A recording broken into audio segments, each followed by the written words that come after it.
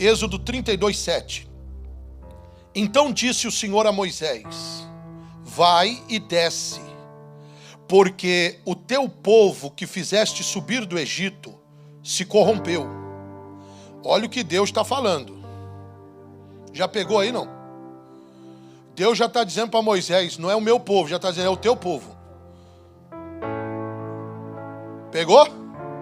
Já pensou? A Bíblia diz que dura coisa é cair na mão do Deus vivo. Misericórdia. Olha o que Deus está dizendo para Moisés, irmãos. Vamos lá.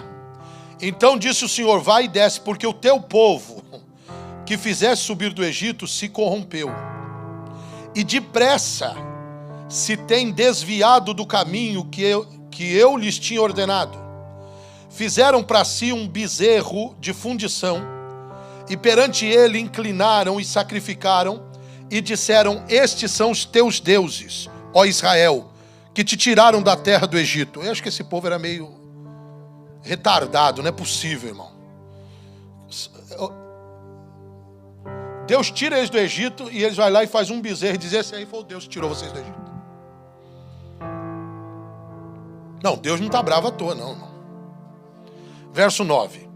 E disse mais o Senhor a Moisés, vamos até o 14, tá? Tenho visto este povo, e esse povo é obstinado. Agora, pois, deixa que o meu furor se acenda contra eles e os consuma, e eu farei de ti uma grande nação. Agora que vai entrar o intercessor, verso 11. Porém Moisés suplicou ao Senhor Deus e disse: ó Senhor, por que se acende o teu furor contra o teu povo? Aí Moisés já joga para Deus, já diz: não fui eu que tirei não, que tu tiraste. Moisés era águia. Que tu tiraste da terra do Egito com grande força e com forte mão? Porque hão de falar os egípcios dizendo: para mal os tirou, para matá-los nos montes e para destruí-los da face da terra. Torna-te da ira do teu furor e arrepende-te deste mal contra o teu povo. Lembra-te de Abraão, de Isaque e de Israel, teus servos, aos quais por ti mesmo tens jurado, e lhe disseste: multiplicarei a vossa semente como as estrelas do céu, e darei à vossa semente toda esta terra, de que tenho dito, para que a possuam por herança eternamente. Verso 14.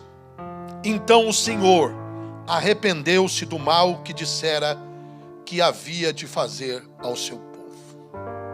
Essa palavra arrependeu-se no original é como que se Deus tivesse mudado de ideia, como se Deus tivesse compadecido.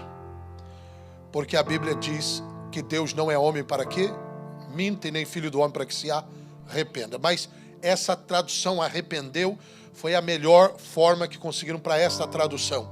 Mas no original quer dizer que Deus escutou Moisés e mudou de opinião. Então vamos começar aqui, e depois nós vamos para a segunda oração.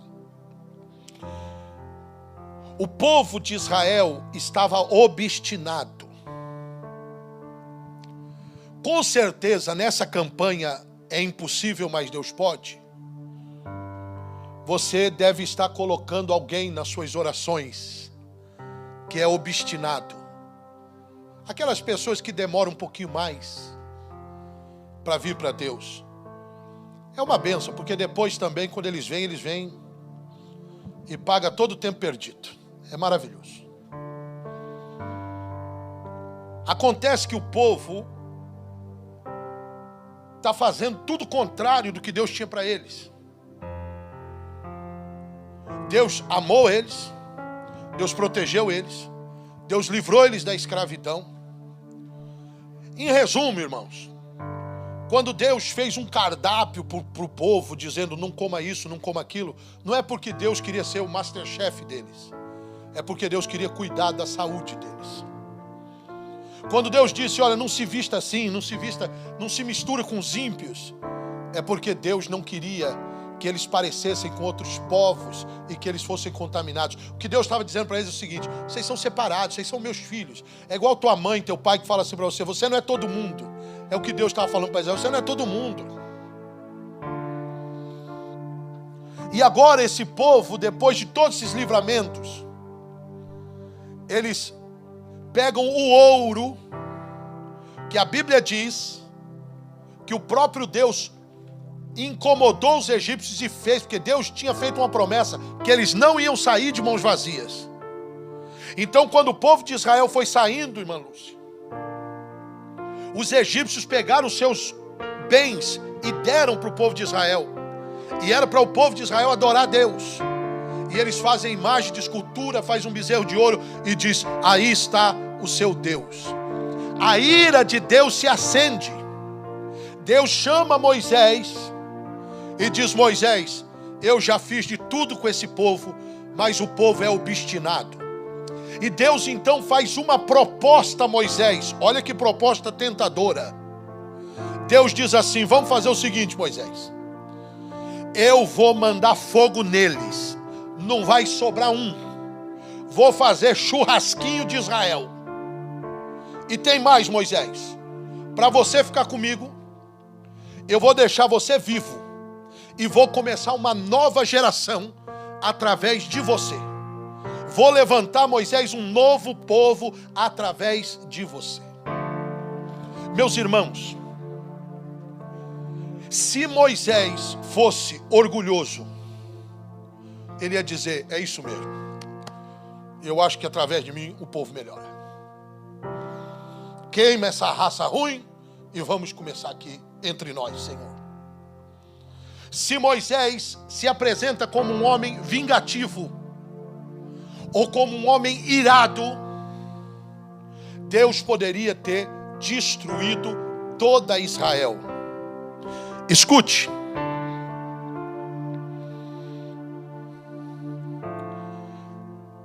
Muitas vezes, irmãos, nós esquecemos que o juízo de Deus sempre vem acompanhado pela misericórdia. Diga comigo: o juízo de Deus vem acompanhado de misericórdia. Vocês se lembram quando Deus queria destruir o povo de Nínive, que ele enviou Jonas para lá? O povo se arrependeu. E o que Deus fez? Deus não destruiu, porque Deus ama. O problema é que muitas vezes nós queremos o juízo de Deus e muitas vezes clamamos pelo juízo de Deus, mas esquecemos de clamar pela misericórdia de Deus. Talvez você, como eu, muitas vezes diz: mas será que eles merecem? Ok.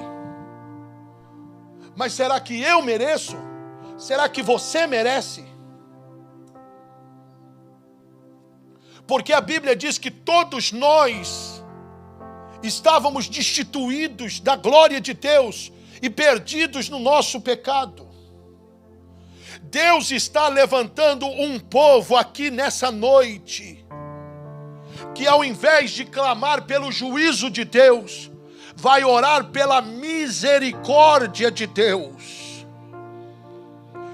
Moisés podia ter concordado e ter dito: Deus, isso mesmo, mata, destrói, arruína, acaba com tudo, tá bom. E não se esqueça que lá na frente ele teve esses piripaques, porque não é fácil. E ele era o homem mais manso da terra. Então não se julgue se você muitas vezes sente essa vontade. A Bíblia diz que de todos os apóstolos, sabe quem era o conhecido apóstolo do amor? Quem conhece? Qual era o nome dele? João. Sabe quem foi que pediu para Deus mandar fogo e destruir todo mundo? João. O amor puro.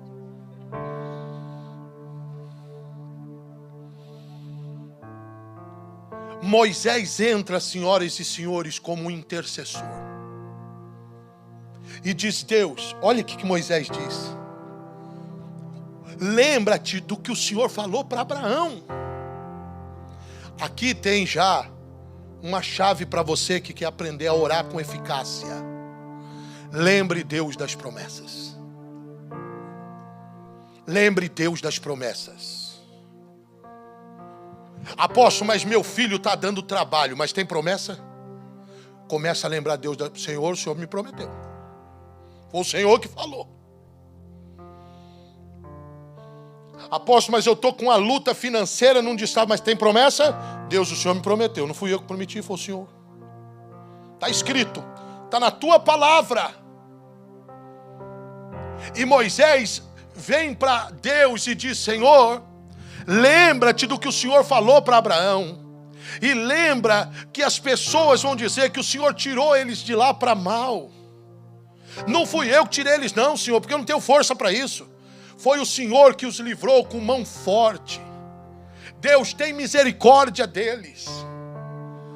Meus irmãos, nós precisamos ser ministrados no nosso coração para que nesse tempo o nosso coração transborde mais amor e mais misericórdia do que juízo de Deus. Por quê? Porque Deus vai nos usar para salvar pessoas que aos nossos olhos não mereciam. Como foi dito aqui no culto da inauguração, Paulo merecia? Não merecia, mas a misericórdia dele o encontrou. Aleluia! Naamã merecia? Não merecia, mas a misericórdia de Deus o alcançou. Talvez nessa campanha do impossível, Deus vai te colocar para interceder por alguém que não merece, mas o amor, a bondade, a misericórdia de Deus vai até esta pessoa para restaurar, para salvar, para curar. E não se espante se essa pessoa depois se converter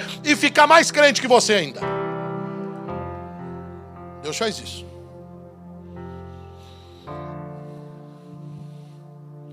Moisés intercede, lembra Deus das promessas e disse, Deus, o Senhor disse que ia multiplicar e não que o Senhor ia aniquilar. Uau! E a Bíblia diz, Deus se arrependeu do mal. Irmãos, Deus ouviu a oração de um homem.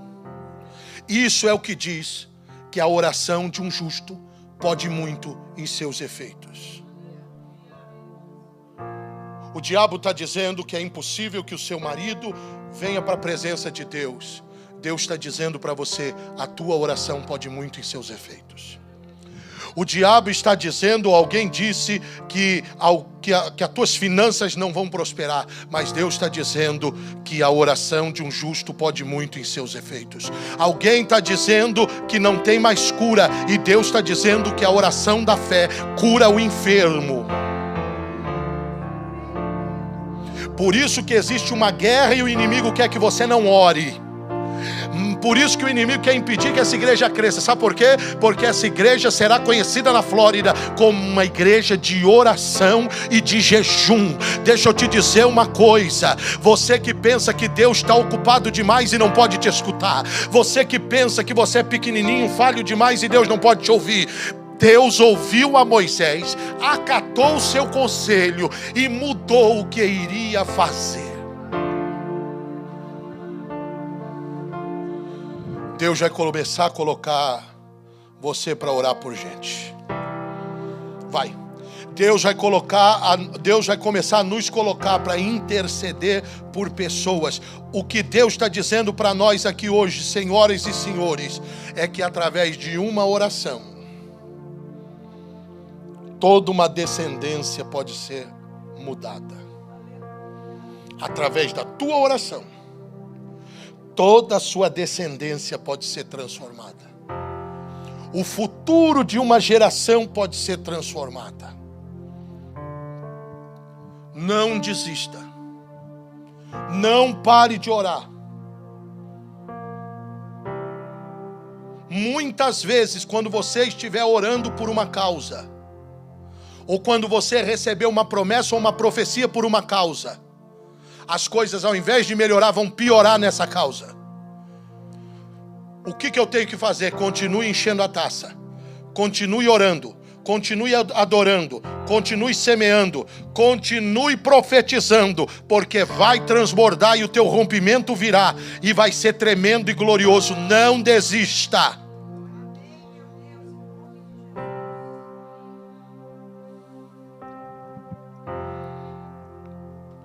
Agora essa oração, irmãos, eu quero ser breve. Embora essa oração é longa e nós vamos lê-la. Daniel capítulo 9. Essa oração, quando eu li, meu irmão, eu fiquei doidinho. Tem tanto mistério nessa oração, que inclusive, eu acho que nós deveríamos anotar, e depois quando você chegar na sua casa essa semana, estude essa oração, nos detalhes. Daniel 9, vamos lá, do 1 ao 23. Presta atenção nessa oração, irmãos. E no primeiro ano de Dário, filho de Assuero, da nação dos Medos, o qual foi constituído rei sobre o reino dos caldeus, no ano primeiro do seu reinado, eu, Daniel, entendi pelos livros que o número de anos de que falou o Senhor ao profeta Jeremias, em que haviam de acabar as assolações de Jerusalém, era de 70 anos. E eu dirigi o meu rosto ao Senhor Deus, para buscar com oração, com súplicas e com jejum, e pano de saco e cinza. E orei ao Senhor meu Deus, e confessei e disse: Ah, Senhor, Deus grande e tremendo, que guardas o conserto e a misericórdia para com os que te amam e guardam os seus mandamentos. Então aqui, Daniel começa a orar, com jejum, com oração, ele começa a buscar a face de Deus. E como ele começa a buscar a Deus? Ele não começa pedindo. Meus irmãos, quando você for começar a orar, não comece pedindo, nem perdão pelos seus pecados. Comece exaltando a Deus, engrandecendo a Deus, falando quem Ele é, o que Ele faz, o que Ele pode, o que Ele significa e o que a palavra de Deus diz. Essa é a maneira certa de começarmos a orar. Uma oração não começa com pedido, começa com louvor, com adoração. Engrandeça o nome de Deus. Amém até aqui? Verso 5.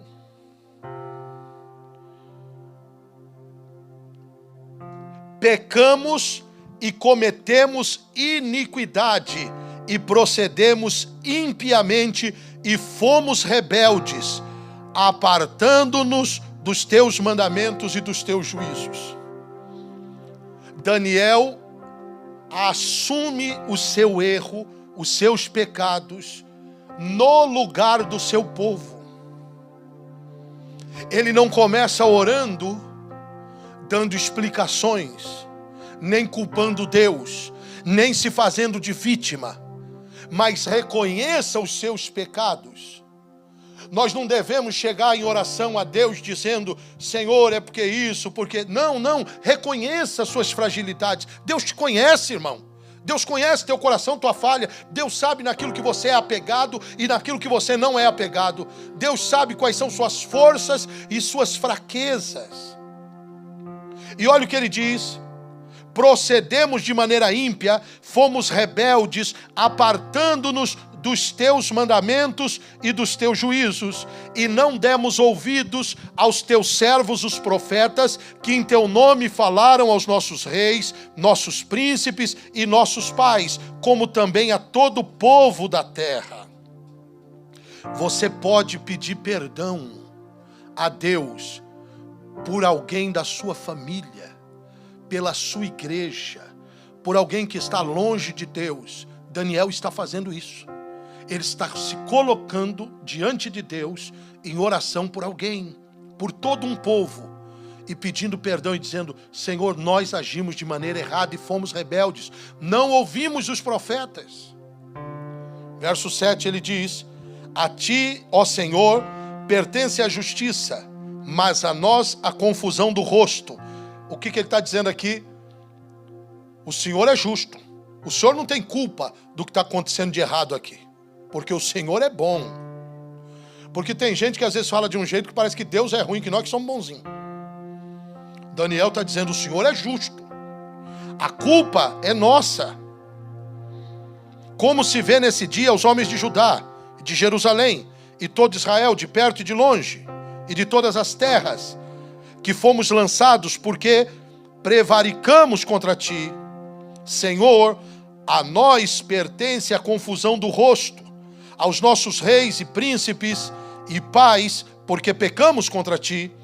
Ao Senhor nosso Deus pertence a misericórdia, o perdão, pois nos rebelamos contra ele, não obedecemos à voz do Senhor nosso Deus, para andarmos nas suas leis, que nos deu pela mão dos seus servos os profetas. Sim, todo Israel transgrediu a tua lei, desviando-se para não obedecer tua voz, e por isso a maldição, o juramento que está escrito na lei de Moisés, servo de Deus, se derramou sobre nós, porque pecamos contra ele, e ele confirmou a sua palavra, que falou contra nós e contra os nossos juízes que nos julgavam, trazendo sobre nós um grande mal, porquanto nunca debaixo do céu aconteceu como em Jerusalém. Como está escrito na lei de Moisés, todo aquele mal sobreveio. Apesar disso, não suplicamos a face do Senhor nosso Deus, para nos convertermos das nossas iniquidades e para nos aplicarmos à verdade. O que Daniel está dizendo é o seguinte: Deuteronômio 28, todo mundo lê as bênçãos, mas tinha uma maldição lá para quem desobedecesse, e era muito pesado. Se você não leu, lê lá Deuteronômio 28, as maldições também, porque os pastores só leem no púlpito a bênção. Se obedecer, já vou te colocar por cabeça e não por cauda, você vai estar sempre por cima, vai emprestar e não vai ser. Agora, se desobedecer, e lamento dizer, são muito mais as maldições do que as bênçãos. E Daniel está dizendo o seguinte: nunca aconteceu como agora. Tudo que estava escrito que o Senhor falou que faria, fez. E pior, ele está dizendo, e pior, Bispo Aquera, ele está dizendo o seguinte: depois de tudo isso, nós não buscamos tua face, não nos arrependemos, não mudamos de atitude, continuamos os mesmos. Aí o verso 14: por isso o Senhor vigiou sobre o mal e trouxe sobre nós, porque justo é o Senhor nosso Deus em todas as suas obras que fez, porque não obedecemos sua voz. Na verdade, ó Senhor nosso Deus, tiraste o povo da terra do Egito com mão poderosa, ganhaste para ti nome, como se vê nesse dia, e nós pecamos, procedemos impiamente.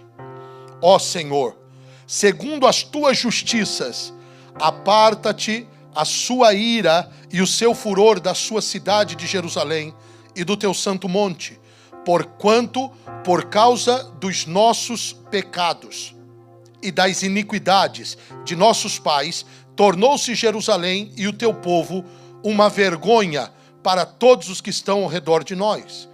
Agora, nosso Deus, ouve a oração do teu servo e as suas súplicas, e sobre o seu santuário assolado, faz resplandecer o teu rosto, por amor do Senhor. Inclina, ó Deus, Deus meu, os teus ouvidos e ouve.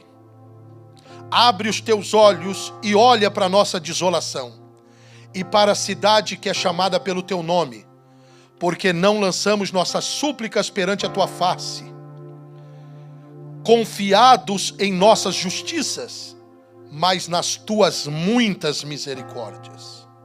Senhor, ouve, Senhor, perdoa, Senhor, atende-nos e opera sem tardar, por amor de ti mesmo, ó Deus meu, porque tua cidade e o teu povo chamam pelo teu nome. Verso 20. Isso aqui, irmão, quando eu li, eu tremi. Estando eu ainda falando e orando e confessando o meu pecado e o pecado do meu povo Israel, e lançando minha súplica perante a face do Senhor meu Deus, pelo monte santo do meu Deus, estando eu, digo, ainda falando na oração, então veio um anjo, o varão Gabriel, que eu tinha visto na minha visão ao princípio. Ele veio voando rapidamente e me tocou na hora do sacrifício da tarde.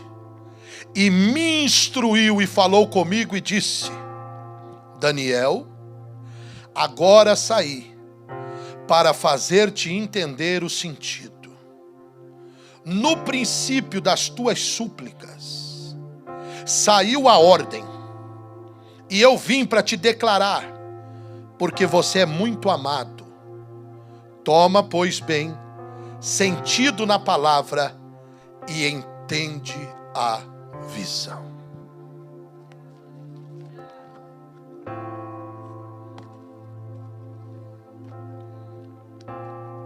Irmãos, esse texto mostra um homem clamando por uma nação, pedindo perdão pelo pecado desta nação. A Bíblia diz que ele não tinha terminado de orar, e o anjo Gabriel veio voando, apareceu para ele, o tocou e disse: Daniel, quando você, irmão Alexandre, vocês prestaram atenção no texto? Quando você começou a orar, vocês estão entendendo isso? Daniel, quando você decidiu dobrar teu joelho, Deus no céu me enviou para cá para te dizer que você é muito amado e para te dar toda a visão do que está acontecendo e do que vai acontecer no futuro. Irmãos, a Bíblia está nos mostrando, em primeiro lugar, que quando eu oro na terra, Deus movimenta os céus. Em segundo lugar, quando eu oro na terra, Deus coloca os seus anjos para trabalhar. Aleluia. Em terceiro lugar, eu dobro meus joelhos sem saber e sem entender, mas quando eu estou orando, Deus revela aquilo que está acontecendo. Deus revela o que está acontecendo no mundo e nos céus e nos mostra para que nós possamos nos antecipar contra os ataques do inimigo, contra as ciladas do inferno, sobre as coisas que Deus está realizando na terra. Quando nós oramos, Deus nos dá visões, experiência espiritual. Toda vez que você ouvir alguém dizendo: eu não tenho experiência espiritual com Deus, é porque você ainda não orou o suficiente. Não pare de orar até que você comece a ter experiências com Deus.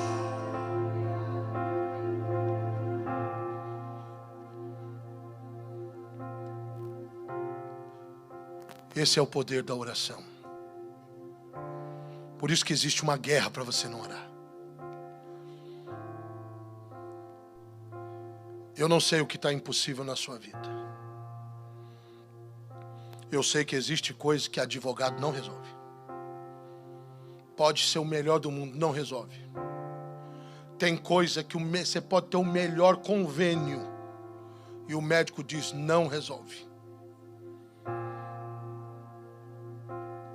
Tem coisa que você fala para o marido, fala com a esposa, fala com o filho, explica, desenha, diz é assim, assim, assim, e não resolve. Mas Deus está dizendo para nós: tem uma coisa que resolve: orar. Quando eu oro, o céu abre. Quando eu oro, os anjos trabalham. Quando eu oro, as taças se enchem.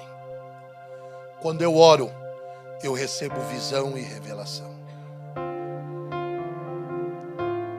Nós vamos orar agora.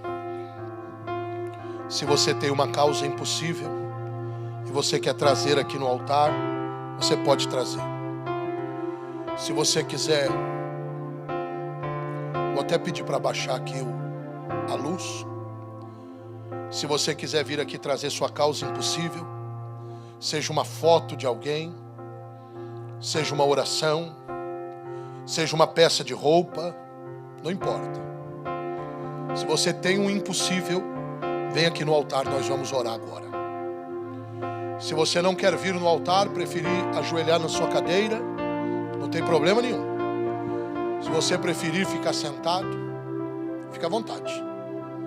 Eu sempre chamo no altar, porque o altar é o lugar onde se encontra o homem e Deus.